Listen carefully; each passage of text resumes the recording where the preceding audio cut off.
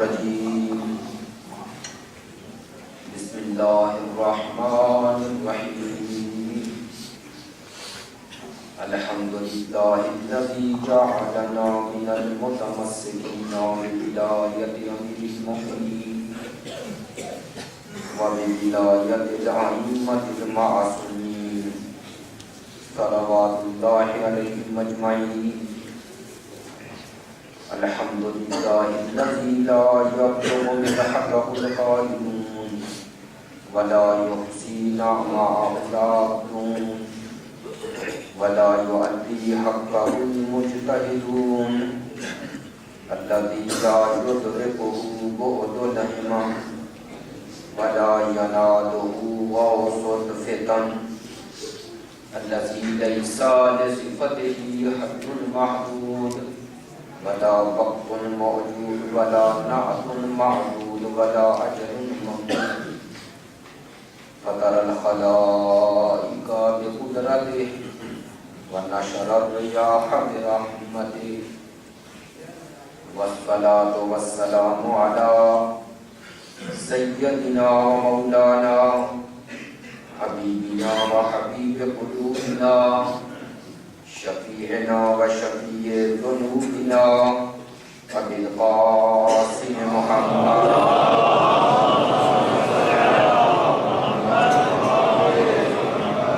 وعلى آله الأطيبين الأطهرين الأجملين الأمجدين واللعنة الدائمة على منكر فضائلهم وقاسم حقوقهم من الآن إلى قيام يوم الدين.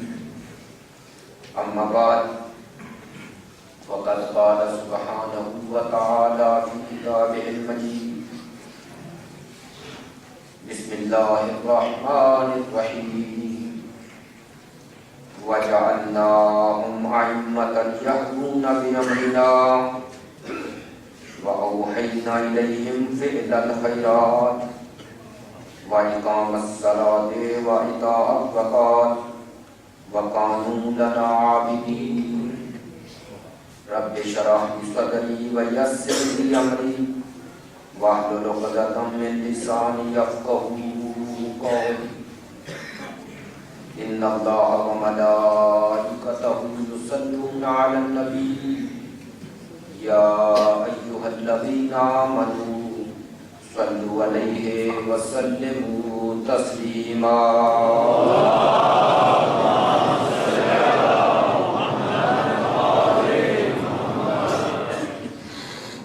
واجب الاحترام معزز و مکرم عزاداران سید الشہداء محبان اہل بیت پیروان مکتب ولایت عاشقان مکتب شہادت، سال نو اسلامی نقطۂ نظر سے 1431 ہجری کا آغاز ہو چکا ہے اور خدا کی اس نعمت عظمیٰ پر خدا کے شکر گزار ہیں کہ ہم اپنے سال کا آغاز ذکر اہل بیت سے کرتے ہیں. یہ سعادت، یہ نعمت تو خدا متعال نے پیروان اہل بیت کو عطا کی ہے. اس کا جتنا شکر ادا کیا جائے حق کے شکر ادا نہیں ہو سکتا.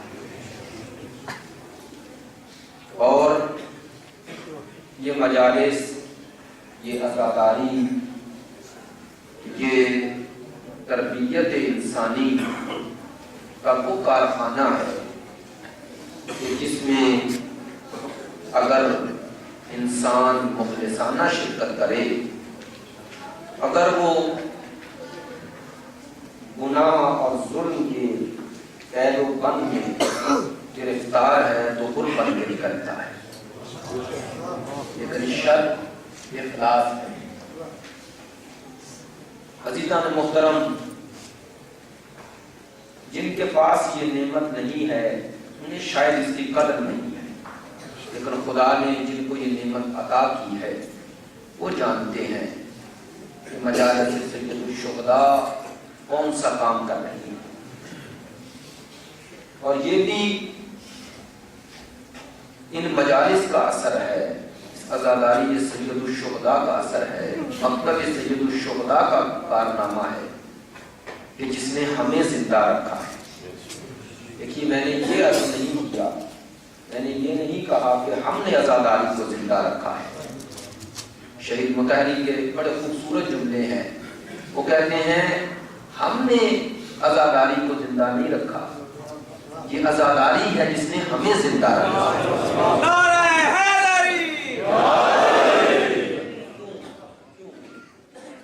ماشاءاللہ آپ سے بہتر کون جملہ کو سمجھے گا؟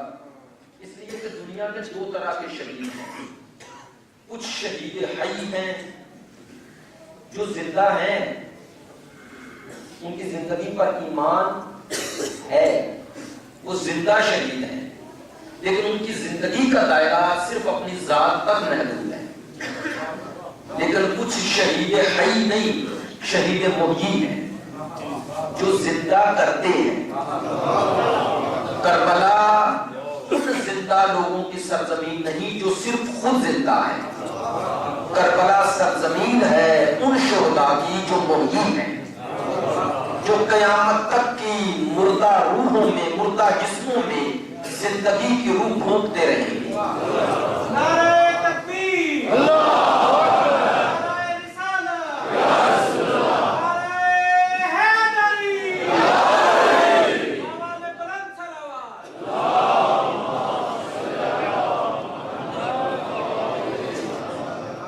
کربلا درس زندگی ہے، بلکہ اگر جسارت نہ ہو تو یہ کہہ دوں کربلا زندوں کی سرزمین نہیں، کربلا خود زندگی ہے۔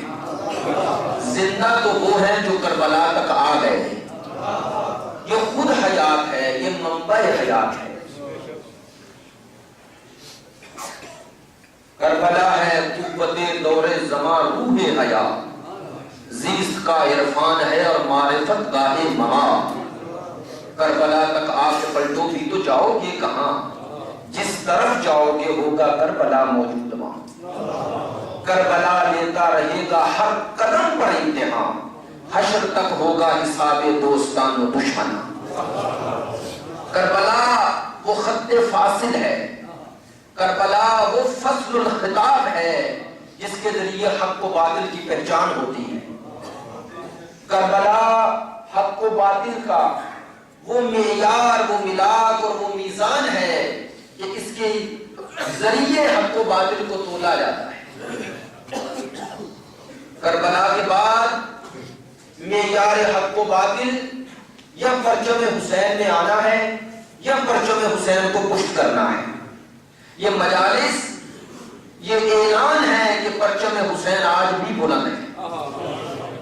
یہ مجالس یہ صلاح عام ہے، اور ان مجالس کا مقصد یہی ہے کہ اگر کسی میں حر بننے کی صلاحیت ہے تو آ جائے۔ یہ اعلان ہے، یہ پیام ہے۔ عزیزان محترم، کربلا کے ذریعے ہم اپنے مکتب کی شناخت حاصل کرتے ہیں۔ کربلا ہے جہاں توحید سے لے کر یعنی اصول دین سے لے کر احکام تک سب کا ذکر ہوتا ہے، کیونکہ اس کے ذریعے دین زندہ ہوا۔ تو عزاداری سید الشہداء حقیقی معنی تبھی پیدا کرے گی جب یہ دین کے قریب لے جائے۔ اگر عزاداری کے نام پر دین سے دوری ہو تو وہ عزاداری نہیں ہے، کیونکہ جو جتنا حسین کے قریب ہوگا اتنا دین کے قریب ہوگا۔ ان دونوں میں ہو ہی نہیں سکتا کوئی حسین کے قریب ہو اور دین سے دور ہو، اور یہ بھی نہیں ہو سکتا کوئی دیندار ہونے کا دعویٰ کرے اور حسین سے دور ہو۔ جو اسلام میں حقیقی کے قریب ہوگا وہ حسین کے ذریعے ہوگا، اور اسلام حقیقی کے قریب ہو ہی ہو سکتا ہے جو در حسین میں آئے، جو اس راہ سے گزرے۔ موضوع گفتگو ہے امامت و مہدویت۔ شاید کچھ لوگوں کے ذہن میں آئے امامت و مہدویت کا عنوان سننے سے کہ یہ دو الگ الگ موضوع ہیں.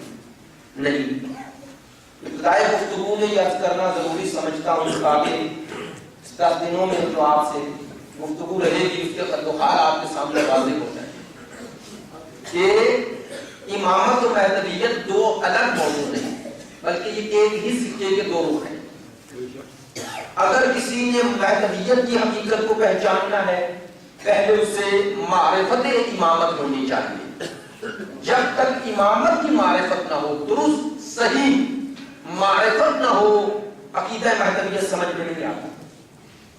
اور جو مشکلات دوسروں کے لیے پیدا ہوئی اس کا سبب بھی یہ ہے کہ وہ امامت کا درست تصور پیدا نہ کر سکے، اسی لیے ہر دعویٰ دار مہدویت کی طرف دیکھنے لگے. لیکن کیا وجہ ہے کہ مکتب اہل بیت کے ماننے والے، مکتب امامت کے ماننے والے کسی دعویٰ دار مہدویت کی طرف نہیں دیکھتے اور اس کے مہدی ہونے پر ایمان نہیں لاتے. سبب کیا ہے؟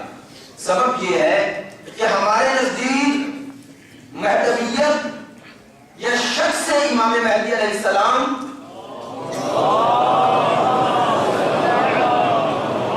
اسی عقیدہ مہدویت کے، اسی عقیدہ امامت کے ایک مصداق کا نام ہے.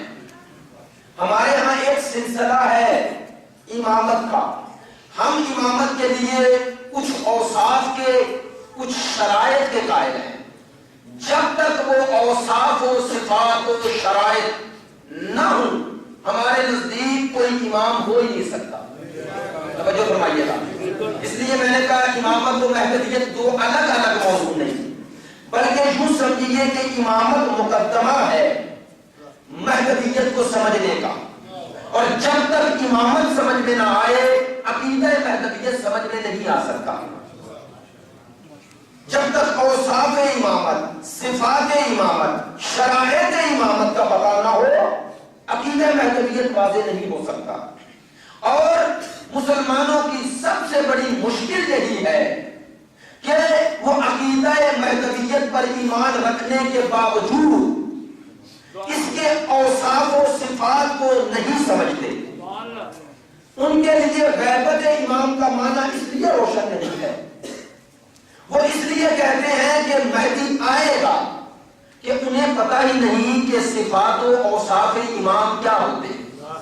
ایک بات. دوسری، اگر کائنات ہو امام نہ ہو، کائنات ہو امام نہ ہو، عقیدہ تشیع کے نزدیک ایسے کسی زمانے کا تصور بھی ممکن نہیں. 6 سال کے ایسے زمانے سے کوئی گزرے ہمارا عقیدہ غیبت امام اسی عقیدہ امامت کی روشنی میں سمجھا جا سکتا ہے. ورنہ مہدویت پر سب کا ایمان ہے، غیبت پر مسئلہ ہے نا. وہ کہتے ہیں آئے گا یعنی پیدا ہوں گے. ہم بھی کہتے ہیں آئیں گے لیکن ہم کہتے ہیں پیدا ہو چکے، ظہور فرمائیں گے. ظہور فرمائیں گے یعنی وہ وجود رکھتے ہیں. تو کیوں ان دونوں افکار میں فرق کہاں سے آیا؟ فرق یہی عقیدہ امامت کو درست نہ سمجھنے کی وجہ سے. چونکہ ہم اس عالم تکوین اور اس عالم تشریح، اس ہستی، اس کائنات کی بقا کو وابستہ سمجھتے ہیں وجود حجت سے. توجہ فرمائیے گا. ہم اس کائنات کی بقا کو وابستہ سمجھتے ہیں وجود حجت سے. ہمارے نزدیک یہ کائنات کی بقا کا سبب حجت کا ہونا ہے. یہ کائنات اگر باقی ہے تو ہم اس سے کشف کرتے ہیں کہ حجت ہے. چونکہ جب حجت نہیں رہے گی تو کائنات ایک دن بھی باقی نہیں رہے گی، ایک دن بھی باقی نہیں رہے گی. اس لیے یہیں سے دو افکار سامنے آتے ہیں. ایک وہ ہے جو کہتے ہیں ایسے دور کو تصور کرنا ممکن ہے کہ جب ہدایت پانے والے تو ہیں لیکن ہدایت کرنے والا نہیں ہے. جو سمجھیے گا اس فکر کی بازگشت کہاں ہوتی ہے؟ جو لوگ یہ نقطہ نظر رکھتے ہیں کہ امام کے بغیر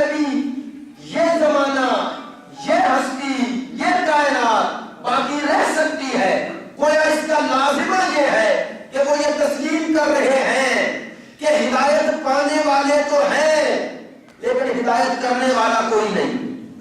ہم کہتے ہیں یہ عقیدے کا لازمہ یہ ہے کہ اللہ نے کائنات کو شیطان کے گمراہ کرنے والوں کے سپرد کر دیا ہے. یہ اس کی حکمت کے خلاف ہے, یہ اس کی عدالت کے خلاف ہے. جو خدا کو حکیم اور عادل مانتا ہے وہ یہ تصور نہیں کر سکتا کہ ایک بھی ہدایت پانے والا ہو اور وہاں سے ہدایت کرنے والا نہ آئے. میں بات کو واضح کرتا ہوں. اصل میں اس مسئلے کی اگر بنیاد سمجھ میں آ جائے تو اس کے بعد والے مسائل خود بخود حل ہیں. میں نے عرض کیا کہ ہم امام میں کچھ صفات کے قائل ہیں. وہ صفات آیا ہم نے بنائے ہیں یا قرآن نے بتائے ہیں یا خداوند متعال نے ان صفات کے ساتھ امامت کا تذکرہ کیا ہے. لیکن اس سے پہلے ایک مرحلہ, جیسا کہ میں نے عرض کیا, ہمارے مکتب میں رسالت, نبوت اور امامت, توجہ فرمائیے گا, یہ تینوں منصب الہی ہیں. تینوں منصب الہی ہیں. جب ہمارے نزدیک یہ تینوں منصب الہی ہیں تو جن اوصاف و صفات کے ہم رسالت کے لیے قائل ہیں, نبوت کے لیے قائل ہیں, جس میں تمام مسلمان ہمارے ساتھ متفق ہیں, مسئلہ نبوت و رسالت کے بعد ہے.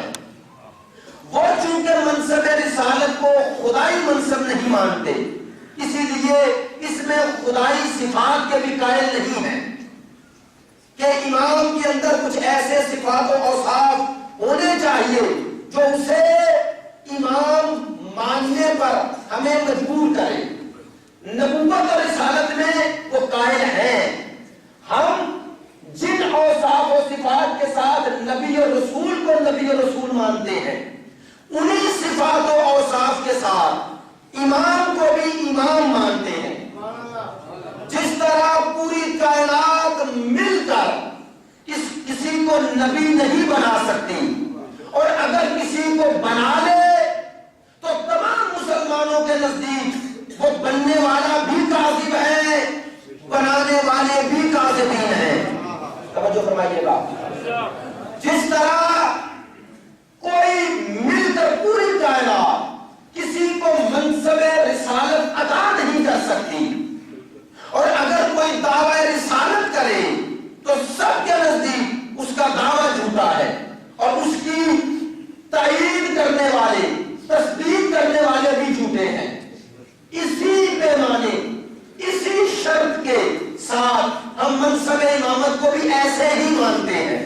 اگر میرے جملے سخت نہ ہوں تو میں کہنے کا حق رکھتا ہوں کہ جب ہم امامت کو منصب الہی مانتے ہیں تو جس طرح پوری دنیا مل کر کسی کو نبی نہیں بنا سکتی, رسول نہیں بنا سکتی, اور اگر بنا لے تو بننے والے بھی جھوٹا ہے, بنانے والے بھی جھوٹے ہیں. اسی طرح اگر کوئی خود امام بن جائے یا کچھ لوگ مل کر کسی کو امام بنا لے, ہمارے نزدیک بننے والا کوئی بھی ہو, بنانے والے کوئی بھی ہوں, ہم یہ حق بندوں کے لیے قائل ہی نہیں ہیں. ہم اسے بندوں کا حق سمجھتے ہی نہیں ہیں. جب یہ بندوں کا حق نہیں ہے تو جسے بنائیں گے وہ ناحق ہوگا. جیسے ہمارے عقیدے میں کوئی نبی نہیں بن سکتا, کوئی رسول نہیں بن سکتا, ویسے ہی ہمارے عقیدے میں کوئی امام نہیں بن سکتا, کوئی امام نہیں بن سکتا, کوئی عہدہ امامت تک نہیں پہنچ سکتا. یہ میری گفتگو کے ابتدائی مراحل ہے, انشاءاللہ یہ آگے گفتگو چلے گی انہی 10 دنوں میں. اوصاف امامت جو خدا نے بتائے ہیں, اس سے پہلے تھوڑا سا مختصر الفاظ میں نبی, رسول اور امام, یہ 3 لفظ قرآن نے استعمال کیے. اصل میں جب تک گفتگو کا صحیح رخ سامنے نہ آئے پتہ نہیں چلتا کہ گفتگو کہاں سے شروع کرنی ہے کہاں ختم کرنی ہے. مثلا ہم سے سوال اکثر یہ ہوتا ہے کہ بعد از رسول امام کون ہے؟ بھئی یہ سوال غلط ہے کہ بعد از رسول کون ہے. ہم کہتے ہیں امامت بعد از رسول نہیں, امامت مع النبوت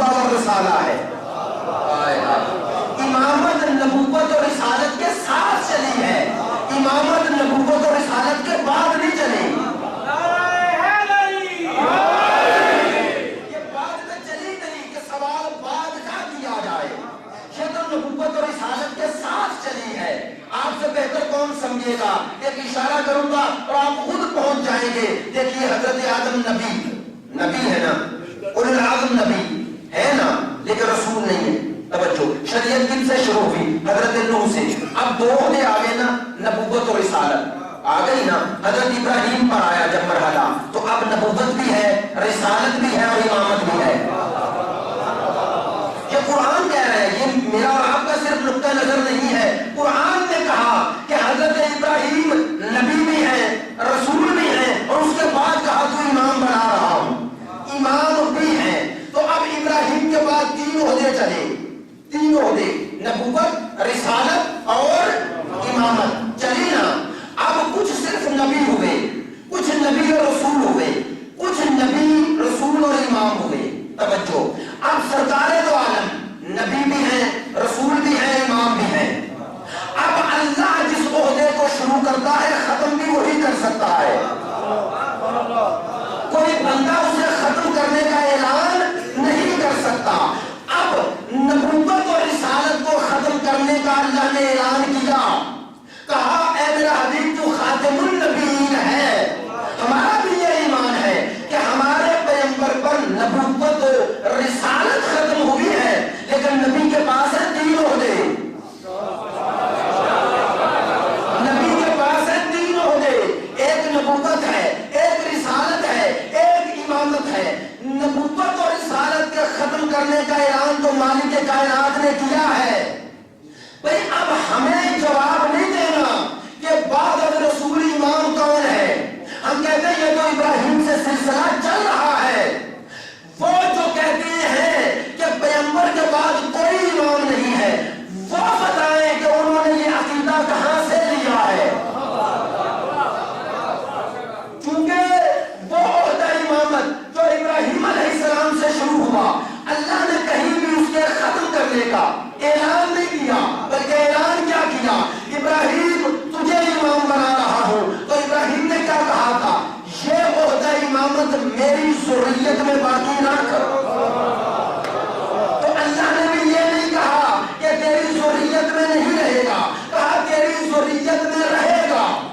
अब ये ओहदा इमामत ज़ुर्रियत इब्राहिम में है, और जब तक ज़ुर्रियत इब्राहिम की कोई कामिल और अकमल फर्द बाकी रहेगी, ये ओहदा बाकी रहेगा। अगर दुनिया को वो कामिल और अकमल फर्द नहीं मिली तो ये उनका कसूर है। हमारे पास वो कामिल और अकमल फर्द आज भी मौजूद है।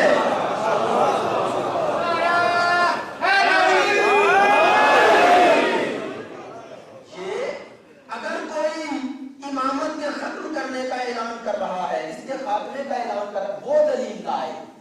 दलील की जरूरत उनको नहीं जो आज भी इमाम मान रहे हैं, दलील की जरूरत उनको है जो बाद रसूल इमामत के कायल नहीं है। नहीं है, ये ओहदा खुदाई है, ये ओहदा इलाही है, ये क़यामत तक रहेगा। तवज्जो, एक नबूवत है और एक इमामत है। तवज्जो, नबूवत और इमामत में फर्क क्या है? अगर फर्क ना होगा खुदा रहता ये ओहदे ना देते। अगर नबूवत ऐन रिसालत है, नहीं है ना, और नबूवत और रिसालत ऐन इमामत है, नहीं है, वरना खुदा तीन ओहदे ना देता। तो तीनों में फर्क है ना, तभी तो दिए। क्या फर्क है? तवज्जो, इनके मानी अगर समझ जाएंगे तो फर्क खुद ब खुद सामने आ जाएगा। नबी कौन है? जो कयाम दे। नबी का काम सिर्फ इतना है, कयाम देना। यही वजह मासूम की हदीस है, काफी में पढ़ ले। मासूम फरमाते हैं कि कुछ हस्तियां जो नबी थे लेकिन सिर्फ अपनी जात के नबी थे, अपनी जात, यानी क्या वो पैगाम ले रहे थे लेकिन उनके पैगाम का दायरा सिर्फ अपनी जात तक था। ये पहला मरहला। बस नबी ने जो माना पोशीदा वो सिर्फ पैगाम लेना है। अब इससे अगला मरहला पैगाम दूसरों तक पहुंचाना, वो नबूवत नहीं, वो रिसालत है, वो रिसालत है। पैगाम लेना पहला मरहला। और पैगाम लेने की शक्ल सूरत क्या है? शक्ल सूरत का जो कुरान ने बयान की। एक दफा पैगंबर आवाज सुन रहा है, वही को सुन रहा है, साहिब वही को नहीं देख रहा, ये है तरीका। दूसरा, वही लाने वाले को भी देख रहा है, وہی بھی سن رہے ہیں. تیسرا جب خدا واسطے ہٹا دیتا ہے خود قلب نبی پر وحی کرتا ہے بلا واسطہ. ایک طریقہ یہ ہے. لیکن ایک چوتھا طریقہ ہے جو کبھی خدا یہ استعمال کرتا ہے. وہ کیا کہ پیغمبر کو بعض اوقات خواب میں اللہ وحی کرتا ہے. یہ خواب میں وحی کیوں ہوتی ہے؟ اس کا سبب کیا ہے؟ شاید ایک سبب یہ ہو کہ خدا بتانا چاہتا ہے کہ میرا نبی کا مقام کیا ہے, مقام نبوت کی حقیقت کیا ہے. کیوں؟ چونکہ دنیا کی نظر میں غفلت کی آخری منزل نیند ہے. خواب غفلت کی آخری منزل ہے. یہی ہے نا, کیا انسان غافل ہے اور خدا بتاتا ہے کہ جہاں دنیا غافل ہے نبی وہاں بھی مجھ سے غافل نہیں ہوتا. اب قرآن کی وہ آیت میں پڑھوں گا اور آپ پہنچ جائیں گے. یا بنیا انی اری فی المنام انی اذبحک. کہا بیٹا میں نے خواب میں دیکھا ہے. اری فی المنام, میں نے خواب میں دیکھا ہے. توجہ فرمائیے گا, قرآن کی یہی نزاکت ہے. ابراہیم علیہ السلام نے جو لفظ استعمال کیا وہ کیا ہے؟ کہا خواب میں دیکھا. منام کہا, میں نے خواب میں دیکھا. کیا؟ تجھے ذبح کر رہا ہوں. ذبح کرتے دیکھا, یہ نہیں دیکھا تو ذبح ہو چکا. چونکہ وہی تھی, کہا ذبح کرتے دیکھا ہے. نتیجہ نہیں خدا نے دکھایا, عمل دکھایا. اور یہ وہی تھی, نبی نے بھی وہی پر عمل کیا. کوئی یہ نہ کہے کہ جب خواب میں وہی تھی تو پھر یہ کیسے ہوا. جو دیکھا تھا وہی کیا. کہا بیٹا میں نے خواب میں دیکھا. توجہ فرمائیے گا, میں نے خواب میں دیکھا. کیا دیکھا؟ انی اذبحک, میں تمہیں ذبح کر رہا ہوں. ذبح کر رہا ہوں. ماذا ترى, تیری کیا رائے ہے, تو کیا کہتا ہے؟ اب نبی کا جواب سنیے. حضرت اسماعیل کا جواب سنیے. کیا کہا؟ کہا یا ابت افعل ما تؤمر. کہا بابا جان وہ کریں جس کا آپ کو حکم دیا گیا ہے. انہوں نے جواب میں یہ نہیں کہا بابا جان وہ کریں جو آپ نے خواب میں دیکھا ہے. پیغمبر نے لفظ خواب استعمال کیا ہے. اسماعیل علیہ السلام نے لفظ خواب نہیں کہا, ما تؤمر کہا, جس کا آپ کو حکم دیا گیا ہے. تو گویا اسماعیل سمجھا رہے ہیں کہ میرے بابا کا یہ خواب نہیں, یہ حکم خدا ہے, یہ وحی الہی ہے. وحی ہے کیا؟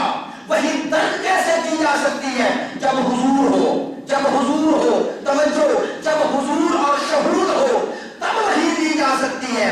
اخذ وحی کے لیے خود صاحب وحی کا متوجہ ہونا ضروری ہے, ضروری ہے.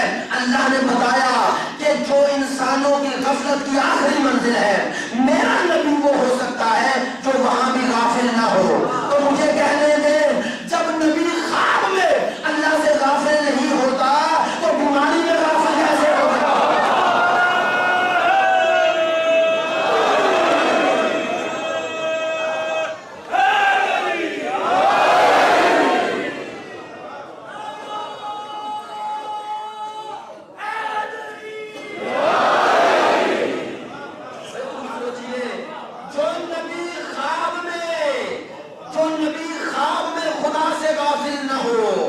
جاگتے ہوئے بیماری میں غافل کیسے ہوگا؟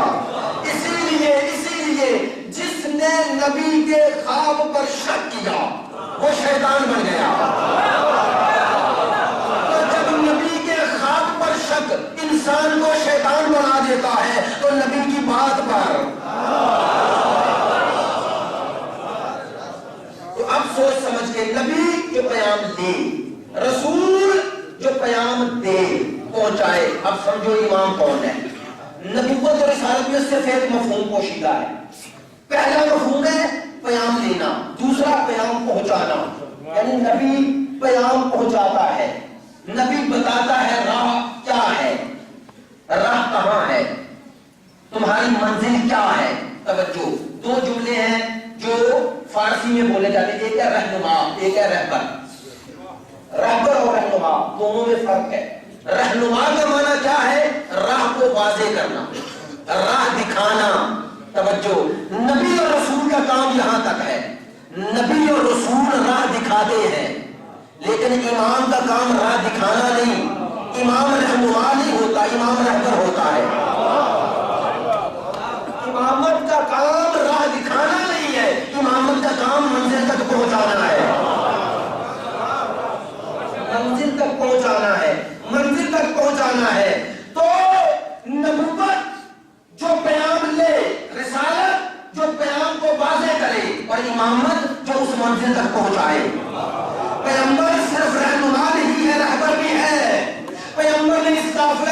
انسانیت کو منزل تک پہنچانا ہے.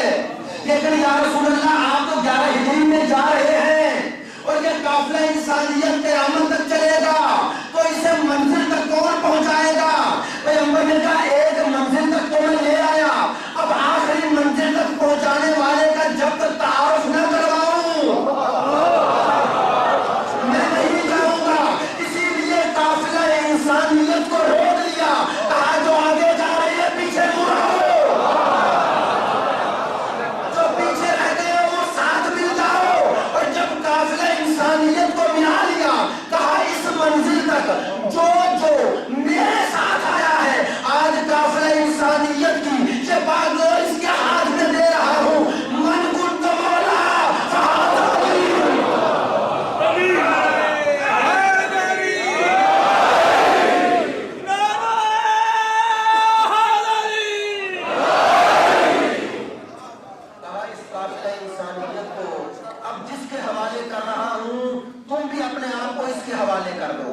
اگر منزل تک پہنچنا ہے, ممکن ہے کچھ دوست اس بات کو نہ سمجھ سکے. اب سمجھیے کہ منزل تک جو قافلے کو پہنچائے وہ امام ہے. اسی لیے قیامت کے دن نبی کے نام کے ساتھ نہیں بلایا جائے گا, رسول کے نام کے ساتھ نہیں بلایا جائے گا.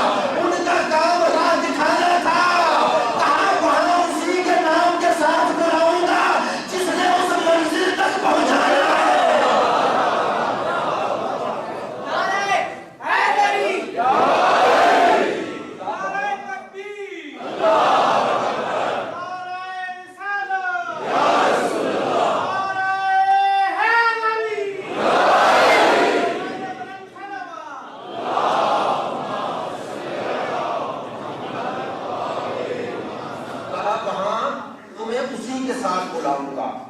تو امامت کو سمجھنے کے لیے اوصاف امامت کو سمجھنا ضروری ہے, پھر شرائط امامت. لہذا جب اوصاف سمجھ جاؤ گے تو پھر جو بھی دعویٰ امامت کرے پہلے یہ دیکھو کہ جو دعویٰ کر رہا ہے اس میں یہ صفات و اوصاف ہیں کہ اسے امام مانا جائے.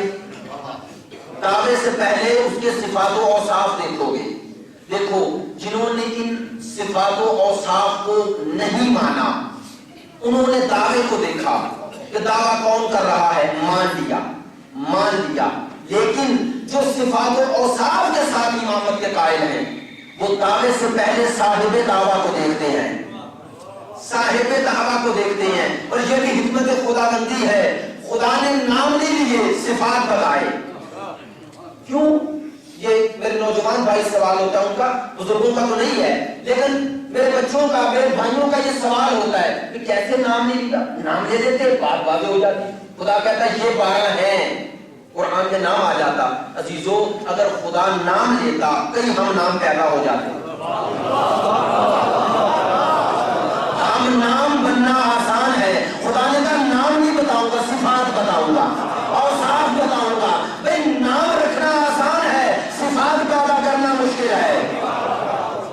تاکہ قیامت تک جب بھی کسی کو امام مانو پہلے اس کے صفات و اوصاف دیکھو, پہلے اس کے صفات و اوصاف دیکھو, پہلے اس کے صفات و اوصاف کے ساتھ اسے امام مانو. ایک بات دوسری, ذرا تھوڑی سی سے آگے بڑھتے ہیں.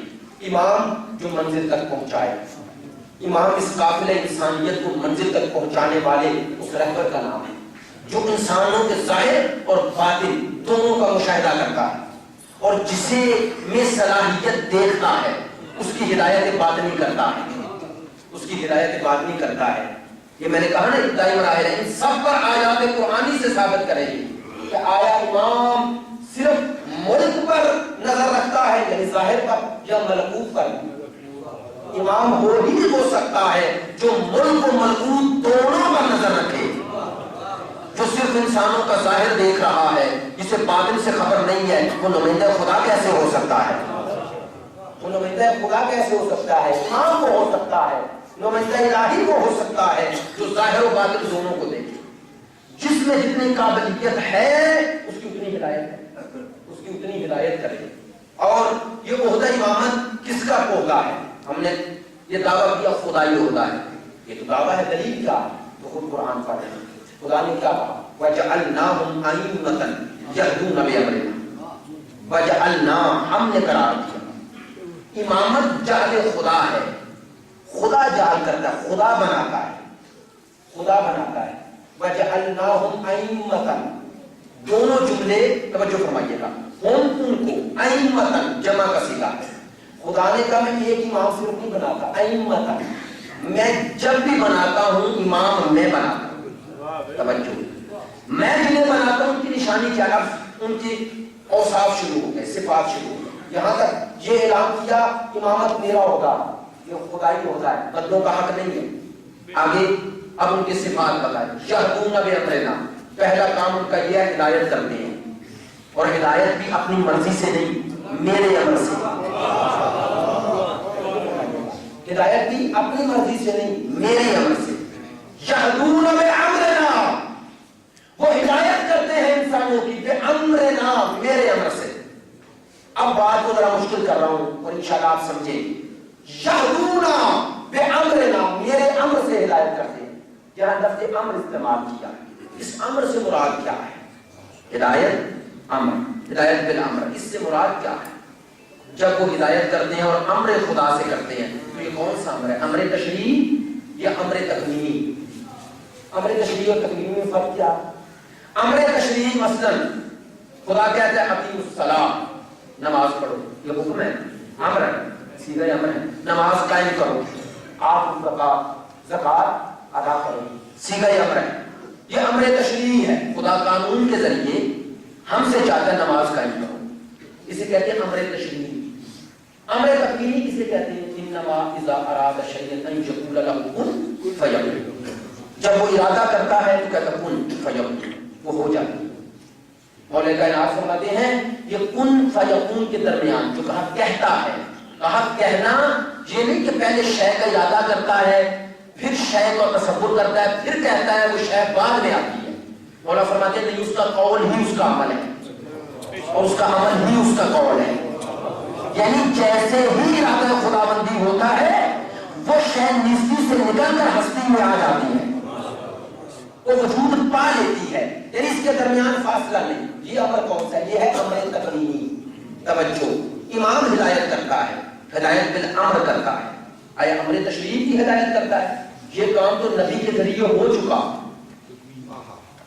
میری بات کو اگر توجہ فرمائیں, اگر امام ہدایت بالامر کرتا ہے تو امر تشریع جس پر اترے وہ نبی ہے, اور نبی کے ذریعے تمام امور تشریع یعنی قوانین شریعت کی تبیین ہو چکی, یہ تو امت تک پہنچ چکے. امام کس امر کی ہدایت کرتا ہے؟ امام کس امر کے ساتھ ہدایت کرتا ہے؟ اگر امر تشریع کی ہدایت کرتا ہے تو پھر نبی اور امام میں فرق کیا ہے؟ پھر جہاں خصوصیت کے ساتھ امام کے لیے بیان کرنے کی ضرورت کیا تھی؟ یہدون بامرنا, وہ ہمارے امر سے ہدایت کرتے ہیں.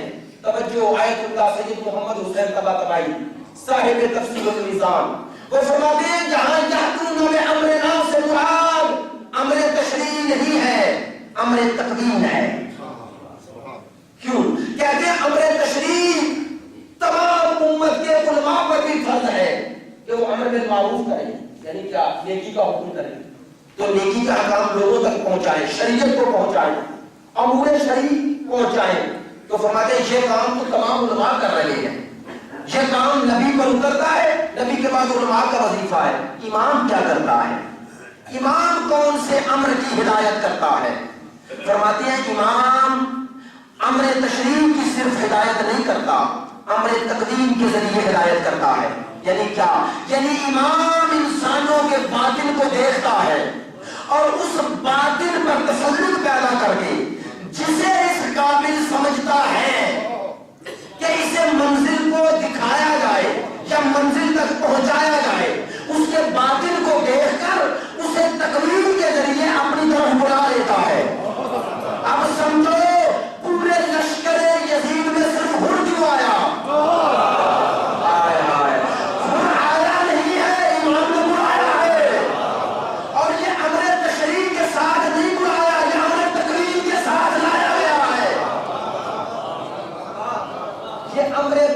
کے ساتھ یہ ہدایت وہی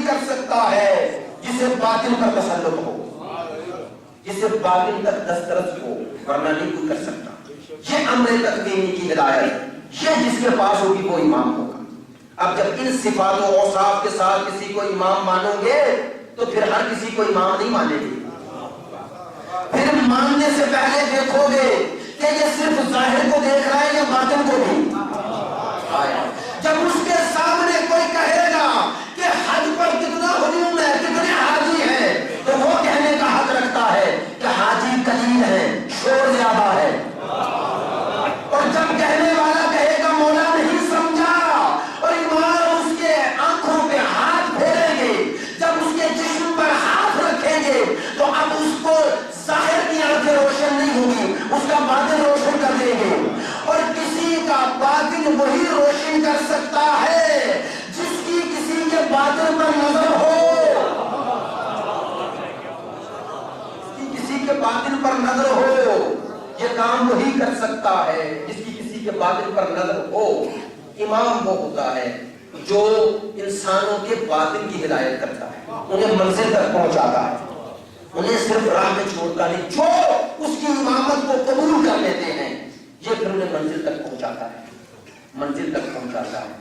انشاءاللہ اسی موضوع کو کر لے کے آگے چلیں گے کہ صفات و اوصاف امام قرآن مجید کی روشنی میں کیا ہے، قرآن نے ان صفات و اوصاف کا کیسے تذکرہ کیا ہے، یہ صفات و اوصاف امام میں کیسے روشن ہوتے ہیں. امام ان صفات و اوصاف کے ذریعے کائنات میں کیا کرتا ہے. اگر یہ واضح ہو جائے پھر عقیدہ مہدویت خود بخود واضح ہے، پھر سمجھ جاؤ گے کہ امام غیبت میں بھی کیا کرتا ہے. میں نے کہا نا یہ مقدمہ ہے اسے سمجھنے کا. اگر یہ سمجھ میں آ جائے کہ امام کون ہوتا ہے پھر امامت کی، امام کا غیب و حضور ہمارے لیے برابر ہے. کیوں؟ چونکہ امام کی قدرت اور طاقت کا تعلق صرف اس سے نہیں کہ وہ ظاہر ہو، وہ باطن میں بھی ہے تو امام ہے. وہ ہماری آنکھوں کے سامنے ہے پھر بھی امام ہے، وہ ہمارے سامنے ظاہر نہیں پھر بھی امام ہے. اسے یہ قوت و قدرت الہی ہر حال میں حاصل ہے، اور اس قوت و قدرت الہی کے ساتھ وہ انسانوں کے ساتھ ربط پیدا کیے ہوئے، وہ انسانوں کے باطن کی ہدایت کر رہا ہے.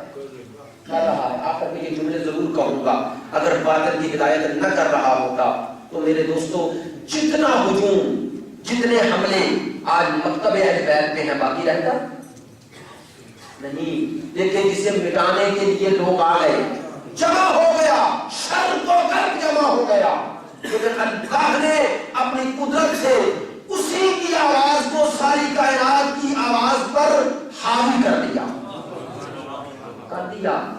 یہ مت سمجھو کسی کی اس میں کارنامہ ہے، یہ اسی باطنی ہدایت کا اثر ہے، یہ اسی عقیدہ مہدویت کا اثر ہے کہ دنیا چھپانا چاہتی ہے اور یہ اتنا ہی روشن ہوتا جا رہا ہے، روشن ہوتا جا رہا ہے. پوری دنیا جن سے ڈر رہی ہے، 6 دن سے زیادہ کوئی ان سے جنگ نہیں لڑ سکتا. دنیا کی دوسرے یا تیسرے نمبر کی سب سے بڑی فوج 35 دن مقابلے پہ آئی، لڑتی رہی، 1 کلومیٹر اندر نہیں جا سکی. اور بعد میں لوگوں نے لکھنا شروع کیا کہ ان کے پاس کون سی طاقت ہے، کون سی قوت ہے، کون سی قدرت ہے، کون سی ٹیکنالوجی ہے. اور جب اسی فکر مہدویت پر ایمان رکھنے والے اس ہستی نے تقریر کی ایک جملہ کہا، لوگ ہمیں خط لکھ رہے ہیں، پوچھ رہے ہیں کہ آپ کے پاس کون سی طاقت ہے، کون سی قوت ہے، کون سی قدرت ہے کہ سارے عرب مل کر اسرائیل کا 6 دن مقابلہ نہ کر سکے. آپ کے پاس کون سی طاقت ہے جو آپ نے 35 دن انہیں آگے نہ بڑھنے دیا. تو اس سید نے یہ ایک جملہ کہا جن سے 6 دن لڑے وہ بے وارث تھے، اور جن سے 35 دن تک لڑتے رہے یہ بے وارث نہیں، ان کا وارث پردہ غیبت میں موجود ہے.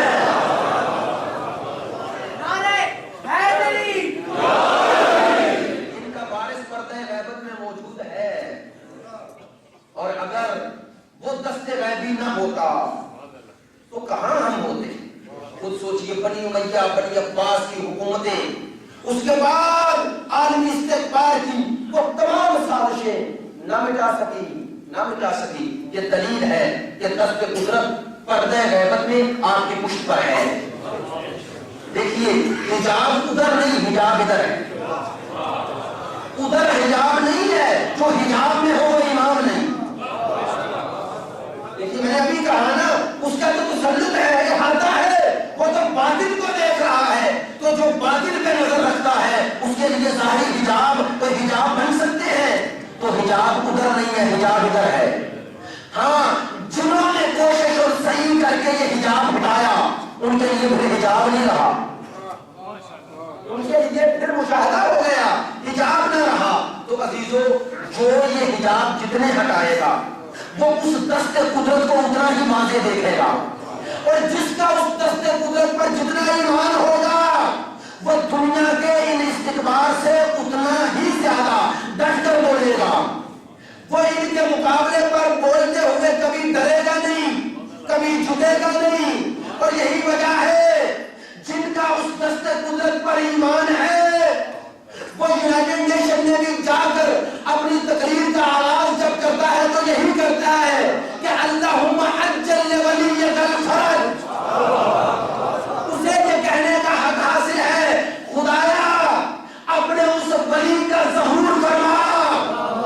وہ فرعون کے گھر میں پیغام دے رہا ہے کہ اے فرعون یہ تکبر نہ کر، ایک موسیٰ موجود ہے. وہ کبھی نہیں کریں گے. کل ایمان آرا حیدری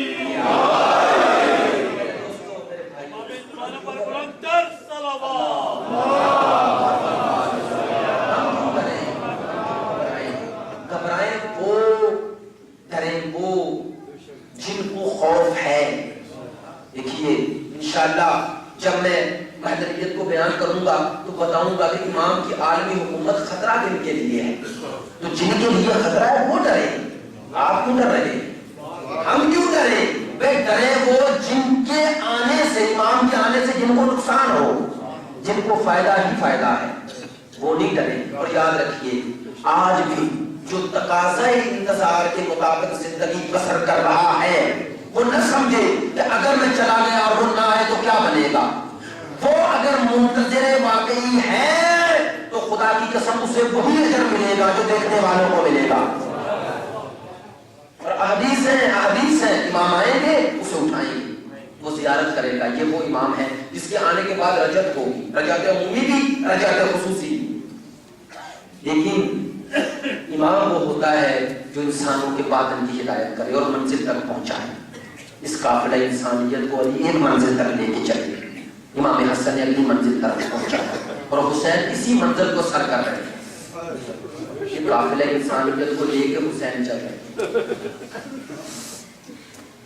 کتنا مشکل سفر ہے. میں کہتا ہوں ابراہیم آپ سے امامت شروع ہوئی، آپ کا سفر بڑا مشکل تھا حجاز کا، لیکن آپ جب سفر میں چھوڑ کے آئے آپ کا امتحان یہیں تک تھا. اس کے بعد آب زمزم، اس کے بعد وہ چشمہ زمزم. آپ نے چھری چلائی ضرور لیکن آپ نے آنکھوں پہ پٹی باندھی ہوئی.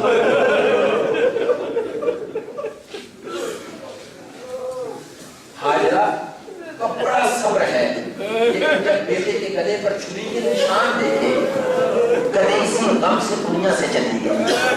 ہاں وہ امامت کی ابتدا ہے اور یہ امامت کا اکمل اور اعلیٰ ترین نمونہ ہے.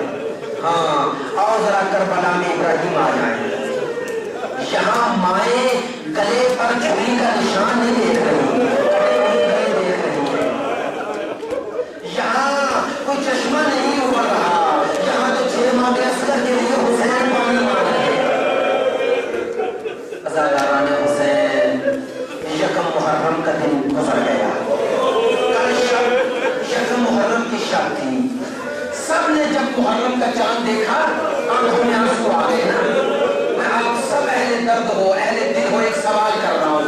1400 سال کے بعد اس چاند محرم کو دیکھ کر جب آپ کی اور میری یہ حالت ہے تو ذرا بتاؤ 61 ہجری کے بعد جب 62 ہجری کا یہ چاند زینب نے دیکھا ہوگا، جب 62 ہجری کا یہ چاند معاویہ نے دیکھا ہوگا،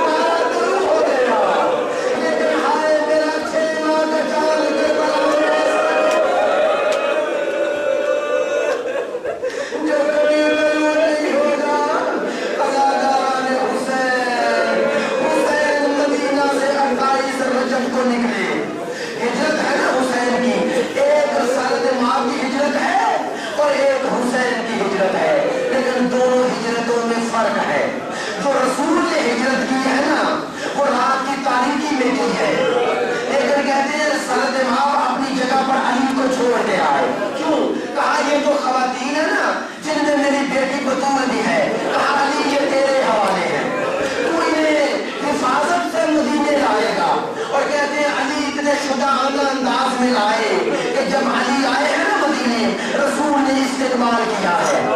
میں کہتا ہوں یا رسول اللہ ایک ہجرت آپ نے کی ہے ایک ہجرت حسین نے کی ہے لیکن فرق ہے آپ بھی ایک علی کو چھوڑ کے آئے. جب حسین کربلا پہنچے تو ایک ہجرت زینب نے کی ہے لیکن فرق ہے جو ہجرت زینب نے کی اس کے ساتھ بھی ایک علی ہے جو ہجرت رسول نے کی اس کے ساتھ بھی ایک علی ہے. لیکن فرق ہے رسول کے چھوڑے ہوئے علی کے ساتھ جو خواتین ہیں ان کے پردے سلامت ہے ان کے پردے سلامت ہے ان کو عزت و احترام سے لایا جاتا ہے. لیکن جو ہجرت علی کے علی پوتے نے کی ہے عجب ہجرت ہے. ساتھ زینب ہے ساتھ کلثوم ہے ساتھ محمد ساتھ پہ چادر نہیں ہے کسی کو بیٹے کا غم کسی کو بھائی کا غم. عجب اللہ بس دو جملے اور میں زحمت ختم کر رہا ہوں. حسین مدینے سے چلے کس شام سے چلے کس شام سے چلے راوی بیان کرتا ہے مدینے میں شور ہوا حسین جا رہے ہیں جنگل کی آگ کی طرح یہ صلاح پہنچی. ایک راوی کہتا ہے مدینے والے اکٹھے ہو کے آئے مدینے والے اکٹھے ہو کے آئے کہتے ہیں حسین نے بتایا نہیں کون کون جا رہا